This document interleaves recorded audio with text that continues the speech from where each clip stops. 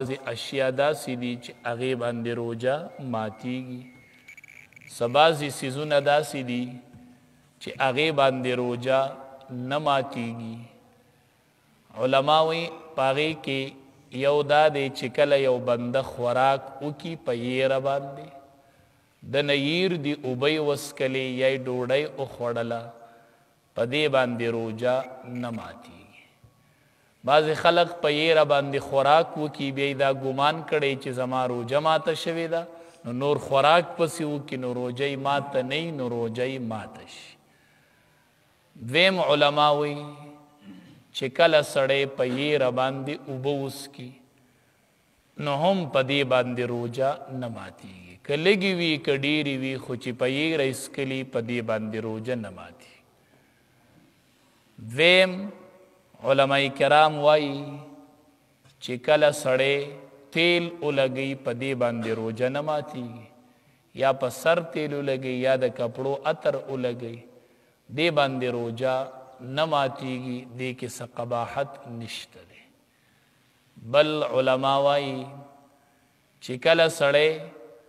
رانجه ولګوي نو په دې باندې هم روژه نه ماتیږي، اگر که دا رانجه دومره ډېر ده لګولی چې خوند یې په مرۍ کې راشي. بعضې وخت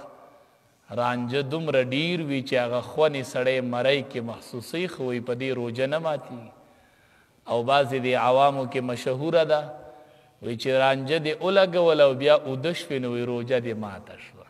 به هر صورت دا اسې خبره ده، په رنجو باندې روژه نه ماتیږي. بل علما وایي چا حجامه وکړله په دې باندې روژه نه ماتیږي، لکه سړی د ځان نه وینه وباسي، حجامه ولګي، علاج دی، ښکر لګول، دې باندې روژه نه ماتیږي. یا یو سړي بل له وینه ورکوله، ډریپ وینه یې ځان نه وویستله، یا حجامه شوله، نو دې باندې علما وایي چې روژه نه ماتیږي. یا یو سړي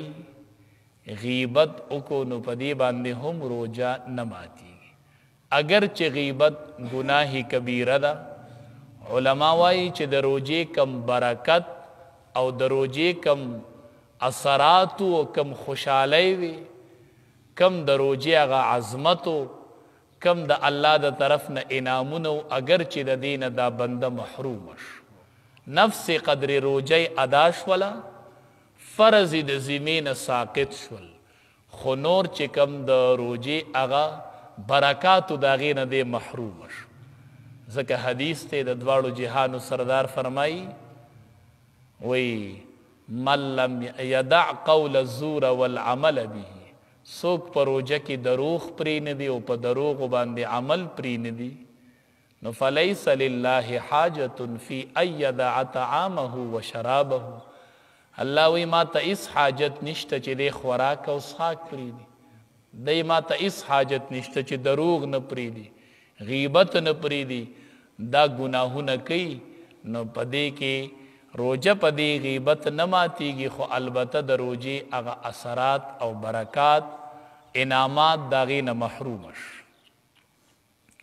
بل علما وایي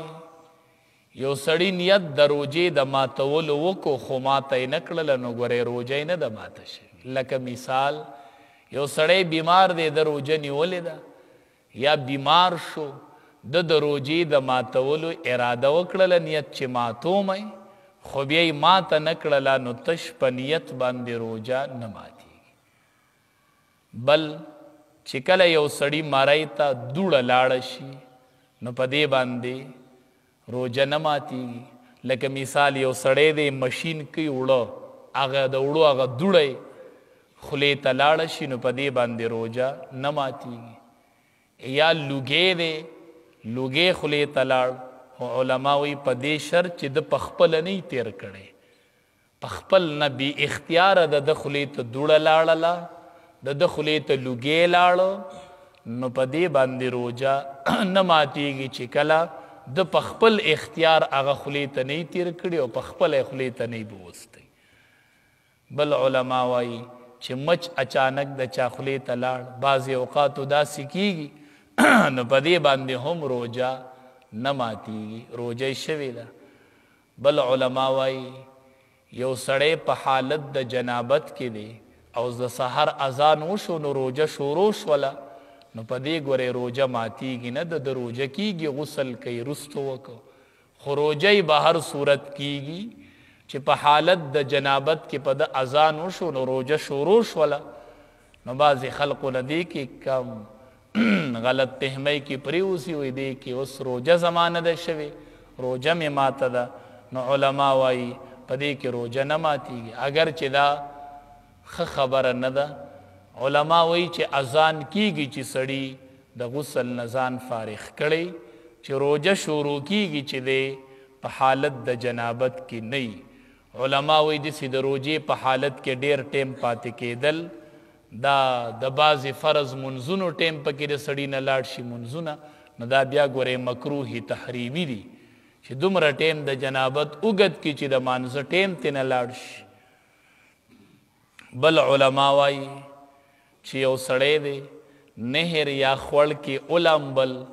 او د ده په غوږونو کې اوبه لاړلې نو په دې باندې روجه نه ماتیږي چې لامبلې او غوږونو ته یې اوبه لاړلې بل علما وایي چې کله سړي باندې الټۍ ولګېدلې نو په دې روجه نه ماتیږي دې کې اکثر خلقونه خلق غلط فهمۍ کې پرېوځي الټۍ وکړي نو بیا وایي زما روجه ماته د نور خوراک وکړي چې کله بنده بی اختیاره الټۍ وکړي اړۍ راوویشېږي که په دا الټۍ چې ده واپس تیرې کړي نه نو په ده روجه په دې نه ماتیږي که په ډکه خولۍ او که په نیمه خولۍ که هر څومره ډېرې الټۍ کړي خو په الټو روجه نه ماتیږي نو بل علما وایي چې کله یو سړي علما وایي چې ستن چې ده په دې باندې هم روجه نه ماتیږي که هغه د رګ ستن وي او که هغه د مټ ستن وي خو ستن چې ده په دې باندې علما وایي روجه نه ماتیږي دغه شان د ډریپ هم دا حکم دی چې که سړی روجه کې د بیمارۍ دپاره ډریپ ولګوي نو په دې باندې هم روجه نه ماتیږي البته علما وایي د طاقت دپاره ډریپ لګول دا مناسب نه دی چې سړی روجه کې د طاقت دپاره ډریپ لګوي نور بیماری ورته راله ستن کولی شي ډریپ لګولی شي په دې باندې روجه نه ماتیږي بل علما وایي یو سړی دی غوږ کې ډکې وو او هغې کې هغه خیرې میرې یا ګندګي وه راووتله یا بیا واپس غوږ ته لاړله نو علما وایي چې په دې باندې هم روجه نه ماتیږي دا کم اشیا چې ذکر شول دې ټولو باندې روجه نه ماتیږي رب العالمین دې عمل کولو